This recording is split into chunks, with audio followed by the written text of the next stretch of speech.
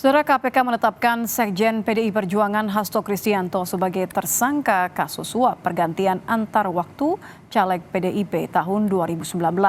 KPK menyebut Hasto memberikan suap pada mantan anggota KPU Wahyu Setiawan.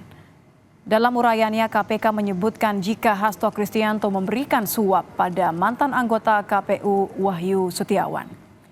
Selain kasus suap untuk memuluskan pergantian antar waktu Harun Masiku, Hasto Kristianto juga dijerat dengan pasal perintangan penyidikan.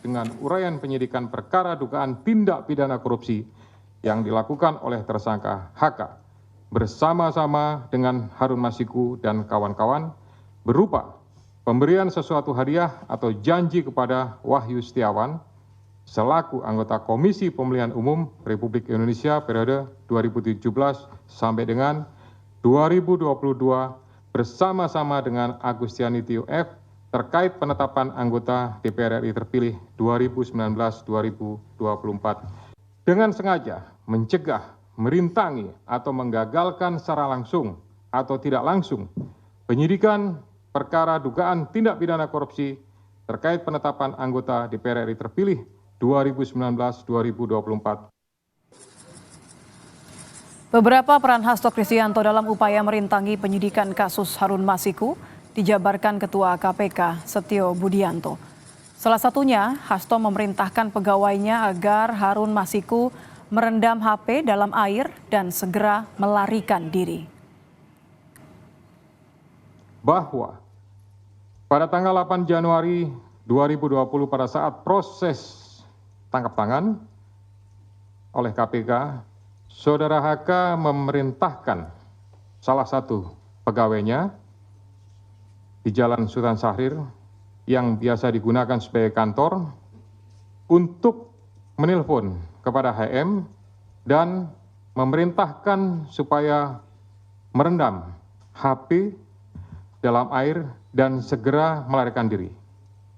Bahwa pada tanggal 6 Juni 2024, sebelum Saudara HK diperiksa sebagai saksi oleh KPK, Saudara HK memerintahkan kepada salah satu pegawainya untuk menenggelamkan HP yang dalam penguasaan pegawai tersebut agar tidak ditemukan oleh KPK. Kasus dugaan suap yang menjerat mantan komisioner KPU Wahyu Setiawan dan buron Harun Masiku kini memasuki babak baru.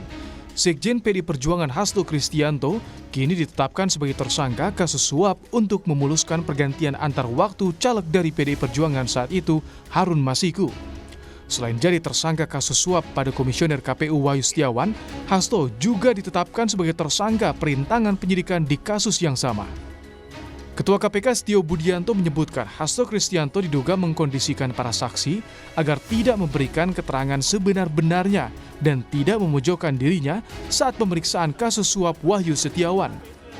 Saudara HK mengumpulkan beberapa saksi terkait dengan perkara HM dan mengarahkan, memberikan doktrin, memberikan penekanan agar saksi tidak memberikan keterangan yang sebenarnya, tidak melebar, dan tidak memberikan keterangan yang memojokkan kepada yang bersangkutan. Atas perbuatan Saudara HK tersebut, KPK mengeluarkan surat perintah penyidikan nomor Sprindik 152 Dik 0001/12/2024 tanggal 23 Desember 2024 dengan uraian penyidikan perkara dugaan tindak pidana korupsi yang dilakukan oleh tersangka HK dan kawan-kawan, yaitu dengan sengaja mencegah, merintangi, atau menggagalkan secara langsung atau tidak langsung penyidikan perkara dugaan tindak pidana korupsi.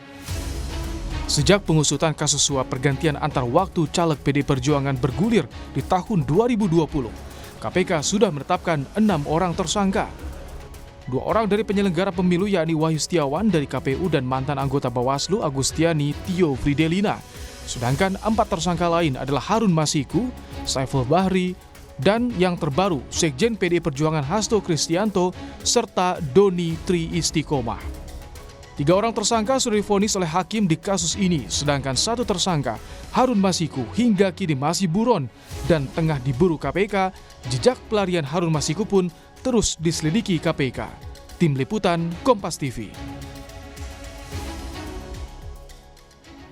Juru bicara PDIP Guntur Romli menilai penetapan Hasto sebagai tersangka tidak disertai bukti yang kuat dan bermuatan politis. Guntur Romli menilai penetapan Hasto Kristianto sebagai tersangka tidak berdasarkan bukti kuat karena hanya berdasarkan keterangan bukan bukti material. Dirinya menduga penetapan ini juga terkait sikap PDIP yang kritis. Tapi kan selama ini juga tidak ada yang namanya penetapan sebagai tersangka karena kan tidak kuat, buktinya hanya berdasarkan keterangan bukan berdasarkan bukti material. Itu juga kita melihat membaca tadi keterangan pers dari KPK, dan juga mungkin saja karena sikap politik dari PDI Perjuangan selama ini mungkin lebih kritis ya